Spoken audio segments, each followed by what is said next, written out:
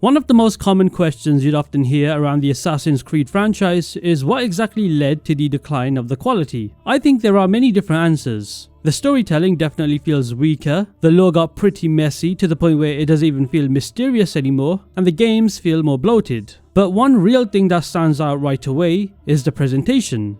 More specifically, the cutscenes. All you really have to do is put a game such as Assassin's Creed Unity from 2014 on one side, and then put the most recent game, Assassin's Creed Shadows, on the other side, and the difference will hit you in seconds. The older games have a presentation style that simply looks like real performances. The newer games look like, I don't know, shit. Unity especially still kind of amazes me every time I rewatch certain scenes. For example, Arno as a child looking down at his dead father in complete shock. You can feel the quiet emotion in what he's just seen. Another example could be, when Arno and Elise secretly meet up at the start of the game, you can feel that romantic tension. The smirks, the eyebrow raises, all of that stuff makes the cutscene look real. These are real, actual actors performing. You can even go as far back to Assassin's Creed 3 from 2012. Look at the ending scene where Charles Lee and Connor finally end their long chase. Charles Lee's expressions of realization that his time has come to an end. Connor's expressions of finally catching up to the man he's been chasing for a very long time. If anything, hearing Noah Watts talk about his experience doing mocap for Assassin's Creed 3 makes Ubisoft's decline on this certain aspect even more frustrating. This was once a studio that poured serious effort, money and workforce into building proper cinematic performances. Noah Watts, or rather Connor Kenway on this podcast, straight up said the early sessions were awkward and weird.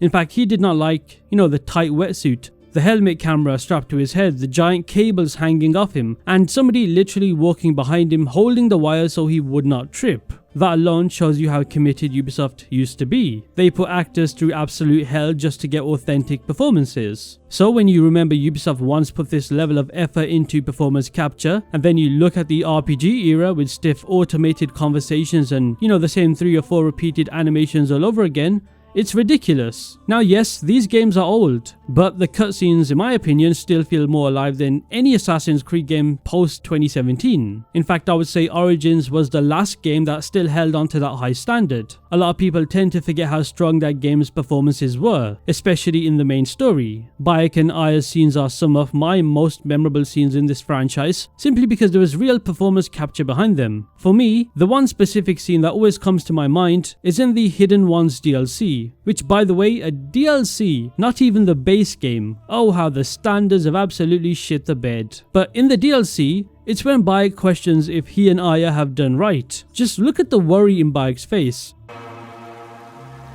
Hey, have we done good?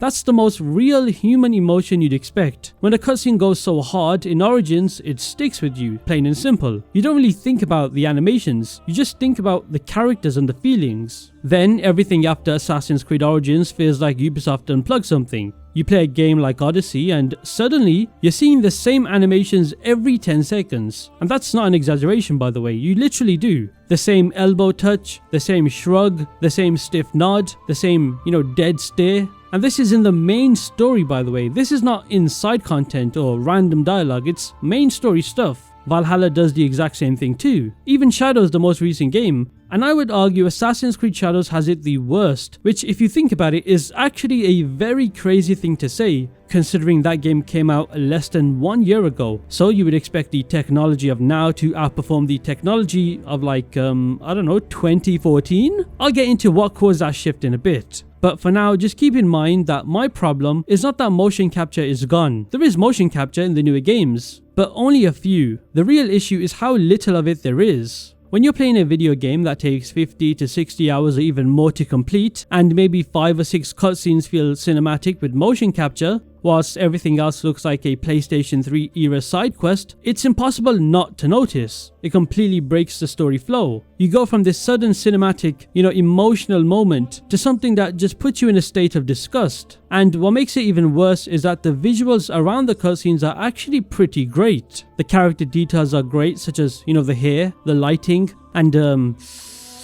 yeah, that's about it. Then the characters start talking, and the illusion collapses because the cutscene quality just is not there. I'm not gonna lie, some early 2010 games handle facial work way better. Even Assassin's Creed 1 from 2007 had some parts that outperform newer games, which is crazy to say because Assassin's Creed 1 is the only game in the franchise without motion capture whatsoever. Explain how that makes sense. This is where Assassin's Creed lost a big part of its identity for me. I mean, why do you think we remember old cutscenes so clearly? It's not nostalgia. New fans who get into this franchise with Odyssey or Valhalla will say stuff like, the older games are just nostalgia, and to me that's so infuriating to hear, especially as a long-time fan. The reason the old cutscenes are so good is because they were well presented. When we watch Ezio and Altair meeting in the library, we get goosebumps because of the presentation. The way the camera pans behind the chair and changes scenes, it's super well done. The ending of Black Flag, another great example. Connor and Charles Lee at the end, those earlier game scenes.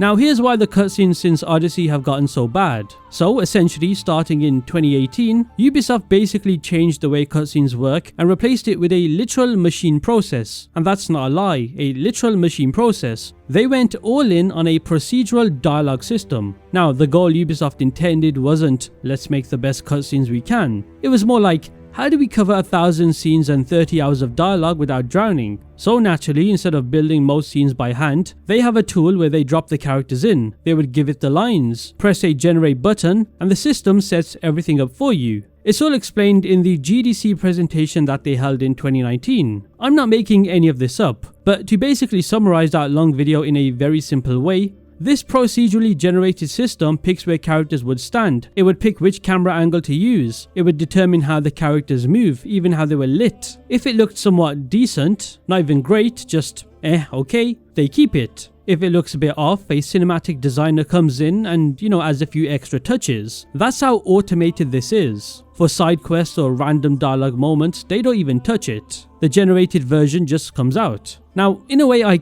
kind of get it that they do this because it's a clever practice from Ubisoft's point of view as a business, but the problem is that you notice the difference so clearly, and now with how badly the state of Ubisoft is, they can't be doing this no more. They got away with mediocrity for a very long time, and it's biting them in the bum. The more hours you play in Assassin's Creed Odyssey, Valhalla, Mirage and Shadows, you realize, wait, all these characters are standing in the same kind of spots. The same little idle movements pop up. That same, safe camera language is used over and over. It doesn't feel like somebody staged a performance anymore. This feels like a template being filled. And yes, I get that these games are massive now, but bigger does not suddenly mean better when the story feels like it's been pushed through a machine. The old games had cutscenes that were literally handcrafted. The RPG era most of the time feels processed. And for a franchise that built its reputation on strong cinematic moments, that's a huge downgrade. And before I talk about how Valley of Memory proves that motion capture is super efficient, we need to start with this. Assassin's Creed changed the way it tells stories, and the loss of consistent motion capture is at the very core of that drop in quality.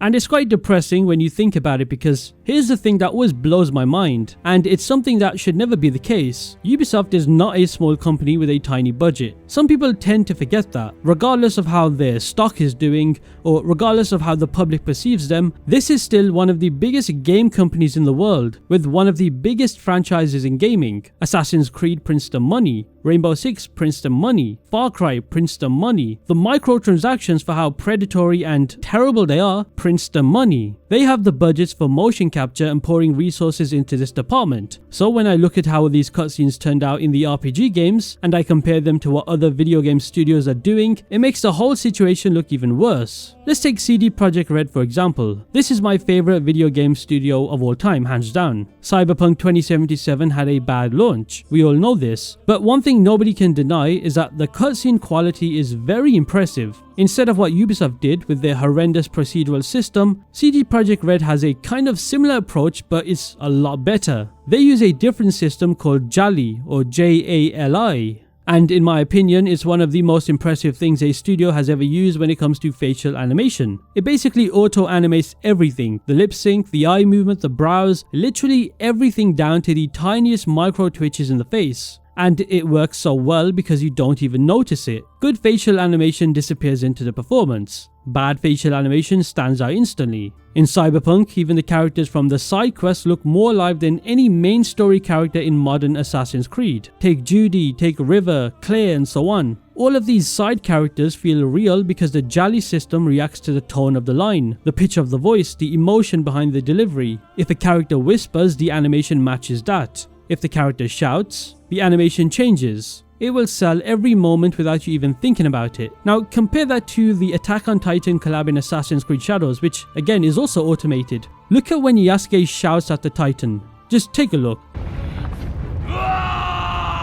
Notice how his mouth doesn't match the tone? Notice how his eyes are not moving? Nothing is moving, it's just very stiff. This is Ubisoft's procedural system, and this is one of the worst things I've ever had to witness. And that's what blows my mind. CD Projekt Red licensed this JALI system so that it makes the whole game feel mocapped even when a lot of it really isn't, which you might be surprised by. They basically solved the problem that Ubisoft claims is quote unquote too big for an open world. And that's why the drop in Assassin's Creed hurts so much as a longtime fan. Ubisoft has the money. I mean, they literally have an entire whole ass building in Montreal dedicated to motion capture that not many people realize exists. A developer told me that. So instead of pushing forward like every other AAA studio is doing with their cinematics, they went so far backwards that is biting them in the ass. They went with a pipeline that values quantity over quality, and the storytelling paid the price. I can keep, going on and on listing other comparisons like Rockstar with Red Dead Redemption 2, Guerrilla Games with the Horizon franchise, Naughty Dog, Larian Studios, Warhorse. I can genuinely keep going on and on, but I don't need to. You get the point, right? Some of these studios with better cutscene quality are literally smaller than Ubisoft with less resources. So when you deep it, that just baffles you at how bad it's become. But not all is lost. There is hope. Assassin's Creed Mirage recently released a DLC named Valley of Memory, which was free. And it's the first time in years, in fact the first time since 2017, where I sat through Assassin's Creed story content and thought, yep, this is what it's supposed to feel like. I haven't felt this in ages. After everything I've talked about in this video with the RPG era and the procedural cutscenes, this DLC hits even harder, because suddenly you've got a smaller focused linear story again, you've got proper motion capture back in the cutscenes, and the crazy part is it's a free expansion that embarrasses most of the full price stuff that they put out recently. Now if you have played Valley of Memory, you would immediately feel that presentation change straight away, which is quite bizarre considering this game is built on Valhalla's existing engine, and the base game of Mirage has some of the worst cutscenes in the franchise. I think this DLC is an anomaly, because it's exactly what Ubisoft Bordeaux are capable of. I did not really see much animations that felt like they were being tossed into some dialogue tool in this DLC. Maybe there's a few, but you don't notice it. You can see it in the way Basim reacts when his father is brought up, when he talks to Nimla at the start of the game, the cutscene with his father at the end.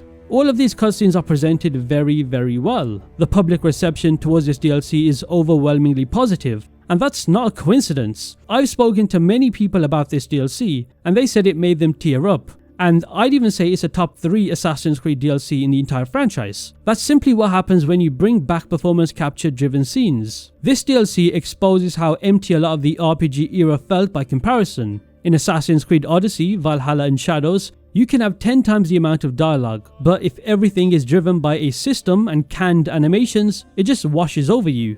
You forget half the conversations the second that they're done. With Valley of Memory, however, I never felt that once. I remember all these specific moments. I remember specific lines, not because the writing suddenly became good, but because the delivery finally supported it. And this is what I think the future of Assassin's Creed should be doing. Motion capture your goddamn story cutscenes, every single one of them. Stop cheapening out, stop cutting costs, stop saving resources, because Ubisoft, you can't do that anymore. You can't afford to do that. All those rushed releases, all those low effort content that you put out, it's finally biting you guys in the ass. If Assassin's Creed Hexe, the next mainline Assassin's Creed game, does not have every main story cutscene motion captured, then we've regressed once again. Because that game is supposed to be a shorter linear focused game, not an open world massive RPG. They have no excuses anymore, especially considering Hexe will have the longest development cycle in the entire franchise, as well as it being a Ubisoft Montreal game. And what did I say earlier about Montreal? They have a whole ass motion capture building at their disposal. Now I do have a lot of faith in that game, and maybe it will bite me in the ass, but everything points towards Assassin's Creed Hexe being cinematically well done. Here's to hoping, right?